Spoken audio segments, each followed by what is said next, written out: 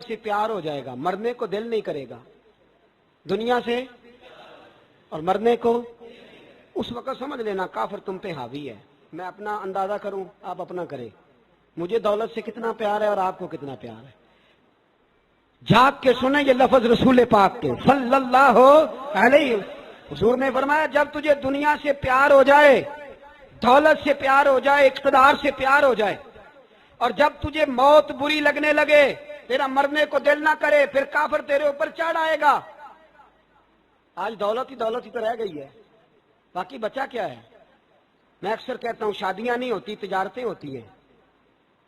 لڑکی والے کہتے ہیں کہ لڑکا زیور کتنا ڈالے گا، لڑکے والے کہتے ہیں لڑکی جہیز کتنا لائے گی۔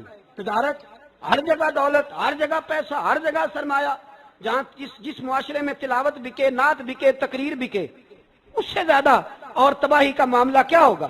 میرے عزیز، میرے رسول پاک علیہ الصلوۃ والسلام کے صحابہ کے قریب دنیا داری آ سکی نہیں آئی۔ حضرت ابو بکر صدیق نے پانی مانگا تو لوگوں نے دودھ دیا، فرمایا پیچھے کرو۔ ابو بکر نے نعمتیں چھوڑ دی ہیں۔ اب ابو بکر وہ والا کام کرتا ہے جو رسول پاک نے کیا ہے۔ فرمایا نہ دودھ شاید پیش نہ کرو، جو مانگتا ہوں بس وہ دو۔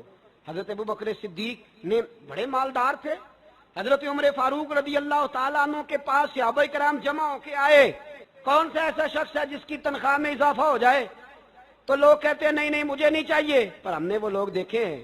حاجی صادق صاحب کو مسجد والوں نے کہا 1000 روپیہ تنخواہ بڑھانی ہے، تو حاجی صاحب کہنے لگے میرا بڑا سونا گزارا ہوں مینو نہیں بڑے نے۔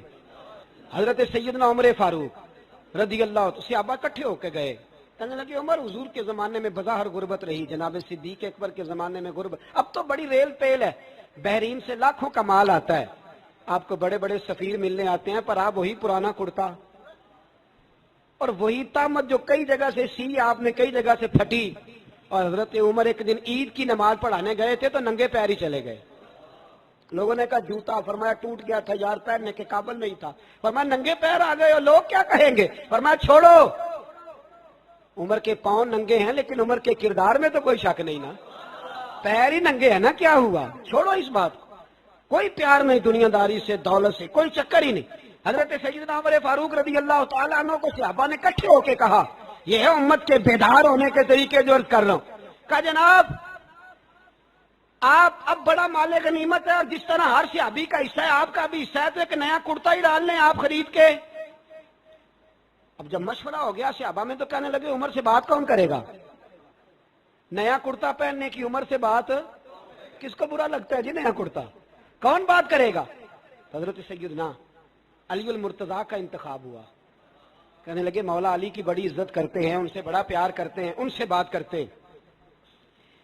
تو حضرت علی کو بلایا گیا، عرض کی حضور مہربانی فرمائیں، حضرت عمر سے کہے نئے کرتے کے لیے۔ آپ فرمانے لگے عمر میری بڑی قدر کرتا ہے، بڑی بات سنتا ہے، پر یہ والا کام نہیں میں عمر سے کہہ سکتا، یہ کسی اور سے کہو۔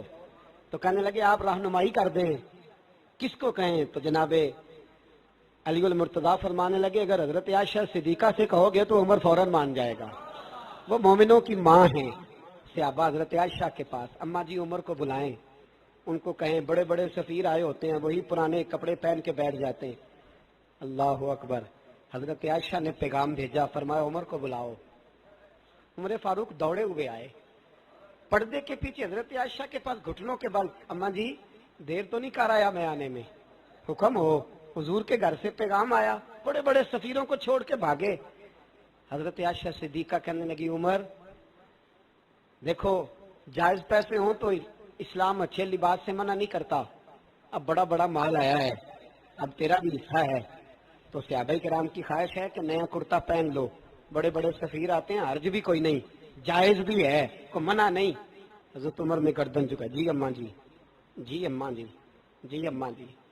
حضرت عائشہ کہتی ہیں بات ختم ہوئی، عمر نے گردن اٹھائی تو عمر کی داڑھی آنسوؤں سے بھری ہوئی، کہتی ہیں مجھے کہنے لگے اماں جی میں تو صرف مسجد میں دیکھا کرتا تھا، آپ تو مصطفیٰ کو دن رات دیکھتی تھیں، جس طرح کے کرتے آمنہ کے لال نے پہنے ہیں مجھے بھی پہنا دو، میں تیار ہوں، میں پہن لوں گا، میں تیار ہوں، پر جس طرح کے میرے نبی نے پہنے۔ حضرت عائشہ کہتی ہیں میں پھوٹ کے روئی، میرا پلو آنسوؤں سے بھر گیا، फरमाती हैं मैं उमर की बात सुनती गई तो मेरा पल्लू आंसुओं से, मैंने कहा उमर तू जा, तू ठीक है। फरमाती है उमर फारूक सलाम करके उठे, अमीरुल मोमिनीन चले गए। इस कोने में सहाबा छुपे हुए थे, वो आए, कहा अम्मा जी क्या बात हुई? तो मैं फिर रो पड़ी। मैंने कहा क्या बताऊं, तुम्हें पुराने कुर्ते नजर आते हैं, उसे मोहम्मद अरबी के जलवे नजर आते हैं, उसे रसूलुल्लाह का रंग नजर आता है, उसे वो गुलामी नजर आती है।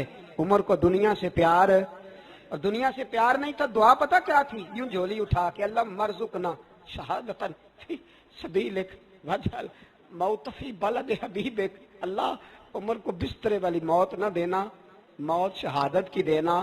और मैं मैदान में जाके नहीं मरना चाहता, मुझे रसूलुल्लाह के शहर में मौत चाहिए, बाहर जाके नहीं, यही मैदान लगे मदीने में, यही मौत आए, असबाब बना। मैं मदीना भी नहीं छोड़ना चाहता। ओ भाई इन लोगों को नहीं प्यार था। जनाब सिद्दीक अकबर का विसाल हुआ तो जहर के असर से, वो जो आपको जहर लगा था, बाद मुफस्सिरीन ने लिखा है कभी कभी वो जो सांप ने डसा था तो कभी कभी उसका असर आता था, बस अल्लाह ने शहादत देनी थी कभी कभी, वरना तो बड़ी शिफाएं थी। हजरत उमर शहीद, हजरत उस्मान, जनाब अली, इमाम हसन, इमाम हुसैन, अली अकबर, अली असगर, हजरत अब्बास, हजरत साद बिन माज, हजरत अमीर हमजा, मुसअब इब्न उमैर।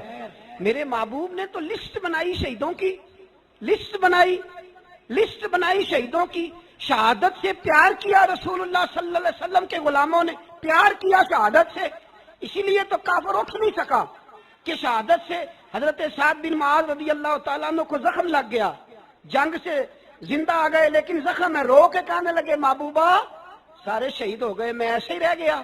हुजूर ने फरमाया नहीं, रब तुझे भी शहादत की मौत ही अता फरमाएगा। उसी जख्म में पर्दा हो गया।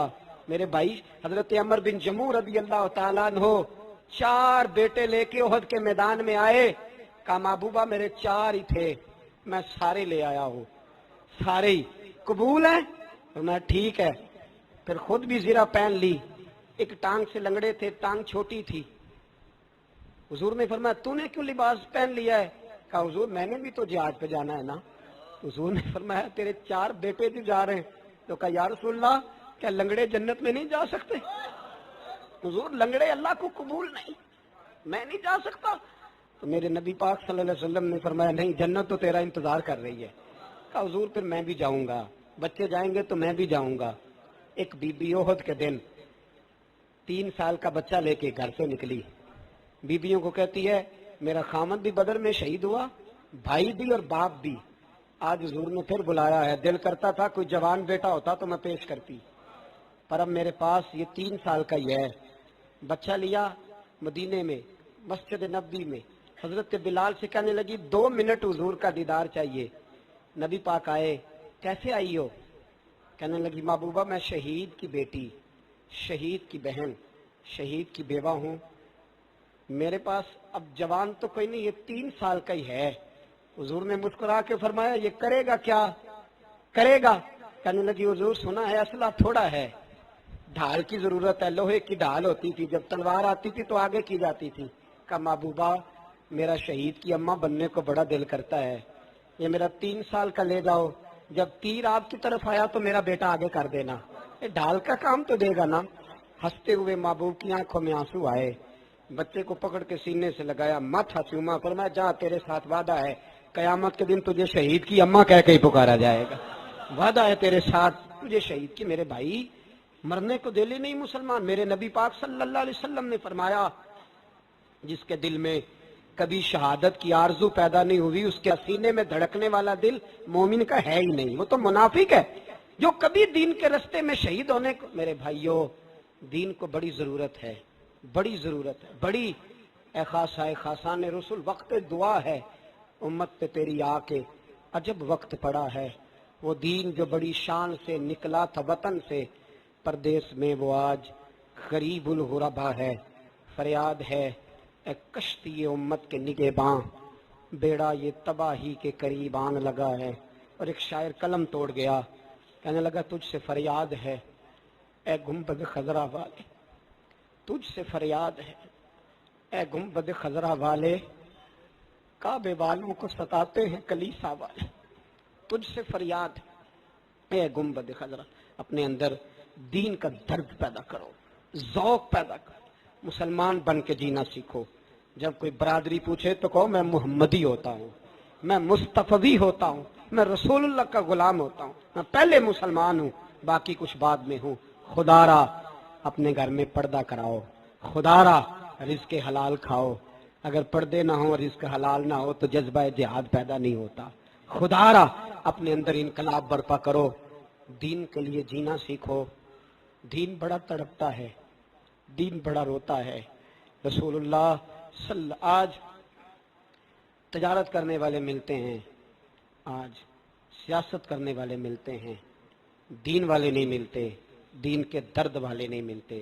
اپیل ہے آپ سے، آج رات 2 نفل پڑھ کے اور کچھ نہ ہو سکے تو مسلمانوں کے لیے دعا ضرور کر دینا، ان کے لیے دعا ضرور کر دینا، اپنے آپ کو بیدار کرو، بیدار کرو۔ بھئی ہم تو آج تک اس لیے ڈر رہے ہیں کہ ہمارا چہرہ ہی نبی پاک جیسا نہیں بن سکا، تو داڑھی رکھنے میں بھی ہم ڈرتے ہیں، نمازی بننے، مسجد آباد کرنے میں، مسلمان کہلانے میں بھی تو خوف ہے۔ تو بتلاؤ نا، اس سے آگے بات کب چلے گی؟ جہاد کی بات تو بڑی آگے جا کے ہے۔ بدل جاؤ، رسول اللہ کا غلام بن کے جینا سیکھو، نبی پاک صلی اللہ علیہ وسلم کی غلامی کا پٹا اپنے گلے میں ڈالو۔ یہی امام حسین کی سوچ ہے، یہی امام علی مقام کا پیغام ہے، اس کو کبھی فراموش نہ کرنا۔ امام حسین ہمیں بتا گئے سارا کچھ لٹ جائے پر دین کے اندر کوئی نقص واقعہ نہ ہونے پائے، کوئی شرابی، کوئی بے ایمان، کوئی لٹیرا کبھی اس کے سپورٹر نہ بننا۔